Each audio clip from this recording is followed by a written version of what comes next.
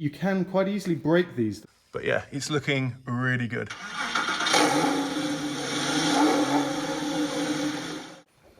Okay, hi guys, welcome back to the channel and excuse me, another video on the Porsche. I've been doing very little on this car over recent months, weeks. Work's been very busy, but it's not that I've been doing nothing, I've just been doing very small amounts. So what you can see here, what I'm doing is, from the last video, you can see, or you remember, I marked up all of the studs that hold on the plastic plates, which use the little plastic nuts like this. And I'm going to replace them all with, so cut the studs off because they're rusted and replace them with these studs from Olaf.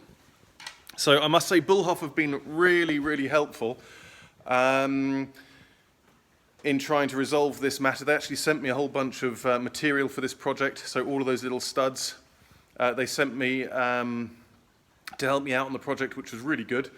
So a big thank you to Olaf. I've also been lent the tool again, the Olaf Rivkle tool by OPC Dresden to do this job. But I think to be fair, it's probably the last time they're going to lend it to me because I've had it a couple of times and I don't want to take the mickey. So I've decided to dedicate today and tomorrow to getting these studs cut off, drilled and fitted so I can give everything back and then the job's done. It also means it gets me a step closer to getting the painter in and doing the entire underside. So I'm quite looking forward to getting everything as much done as I can today.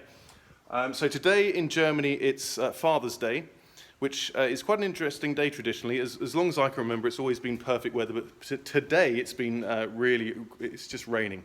It's raining all of this morning.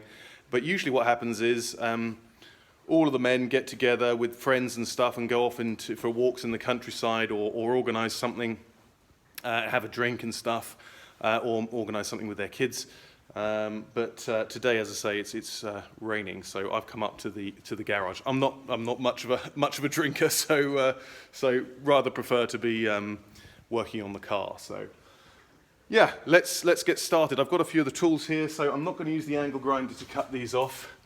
Purely because it's so, it's at eye level and I've got to protect my face anyway, but it's just a bit awkward. So I've got a fine, I think they're known in England also as fine tools, which is like an oscillating tool, which doesn't go round, it just goes side to side at a high frequency. So I'm going to try that out and see if it, using the metal bit, see if that takes them off. Then I'm going to have to drill through the plate and then fit the studs. So let's get on with it. Okay, just to give you an idea, so I cut the first one off using that oscillating tool, the fine tool, and it goes through there in seconds, it's no problem.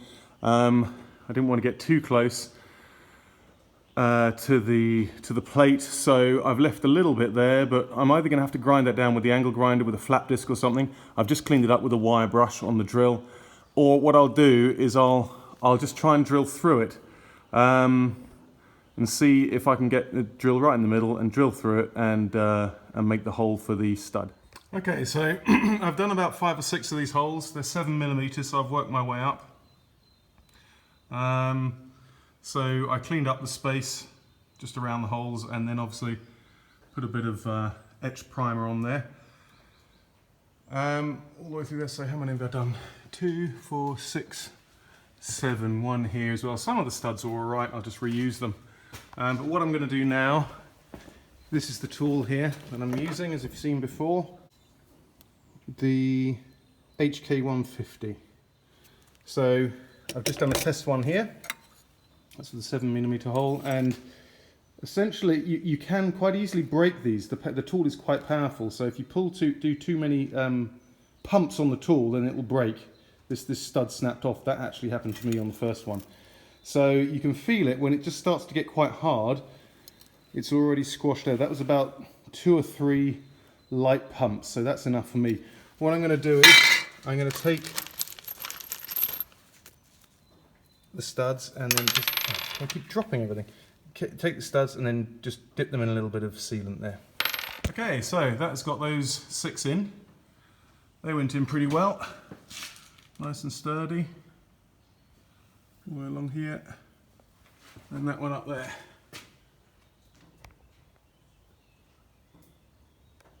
Pretty good. So, gonna do the next lot now. Okay, so I've got pretty much, I think, all of those ones done. You can see each of the ones I've done because there's some etched primer on each of each of the studs, where I've used the quite coarse wire wheel on the underbody there, because you've got to get through the underseal or the stone chip first, which is all being pretty much redone, or it's going to be redone. Let's see, try and focus. But yeah, I think that I'm going to have to go check through each one, because what I'd hate to do is bring the tool back on Saturday and then find one more that needs doing. I did this one a while back, so I'm going to do these 3 here. Oh, the light, which hold on the heat guards for the silencers. I'm going to do those 3, and then I'm going to clean up the entire underside when that etched primer's dry, just to see where I need to start doing any rust removal. It's pretty good under there, but there are parts, mainly at the front really, that need doing. And then slowly but surely we're going to get ready for painting. So that's going to be really exciting. But anyway, pushing on, or pressing on. Okay, great. So that's got those 3 done there. There's the other one. And I'm just going to have a look around the car now. As I say, clean this up, have a look around the car, see if I've missed any. Okay, so I've got pretty much all of the studs done today, which is I'm pretty pleased about, really. So you can't really see much without the light blending, but you can see them all there with the etched primer. I don't know how many I've done, maybe 20, 25 pieces.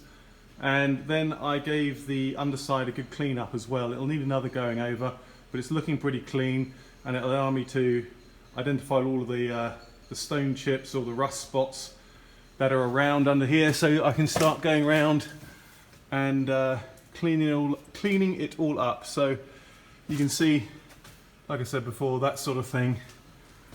And over here it's the same, look, it's lifting off, so really high time to do that.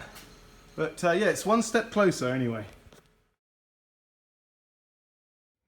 Okay guys, so back up at the garage again today. It's about midday, and I'm just pressing on with these studs because I've only got the tool until tomorrow morning. So yeah, just working out which ones really need to be replaced and which ones can be saved. So I just took down the inner wheel arch from the front right hand side and held it up against here just to make sure which studs hold on those, use those plastic nuts. So there's this one here. This one up here, there is another one there, and another one up there. So I've just cleaned them up with the wire wheel, and they're not too bad, but they're not great. So I'm thinking that's not too bad, that one, but this one here, where is it? This one here isn't very good. So what I'm going to do is I'm going to grind those off and replace all 4 of those, and on the other side as well. Okay, so I drilled out those 4 holes there, but before I've actually fitted the studs, I thought it's probably better to do all the rust removal here. So basically what I've done is I've used the wire brushes on the drill and on the angle grinder, just to take back all the spots where I found rust. It's not bad rust, but it's, rust obviously gets worse. So I've taken it all back to the metal here, purely because it was absolutely necessary, all the way along the top of that wing top there. And yeah, I mean, that's just with the angle grinder and then one of those pads here. But what I'm going to do is I'm going to do some wet sanding now, just to take out all the scuff marks and scratches from the angle grinder. But I think the best way to do it is section by section, because I'll never be able to, well, not that I'll never be able to, but it's better to do it in sections, because if I rub down the entire car and then did it, that might take me weeks, a lot of time over each weekend. So I'm going to do it section by section. So I'm going to clean this side up now, probably excluding the trunk here, and get some paint on it. Okay, so I'm just going to do some very local spraying now. Etch primer. I've covered up the car, covered in the holes, but there's not going to be any overspray because basically, you know, I'm doing it so close and such small local points.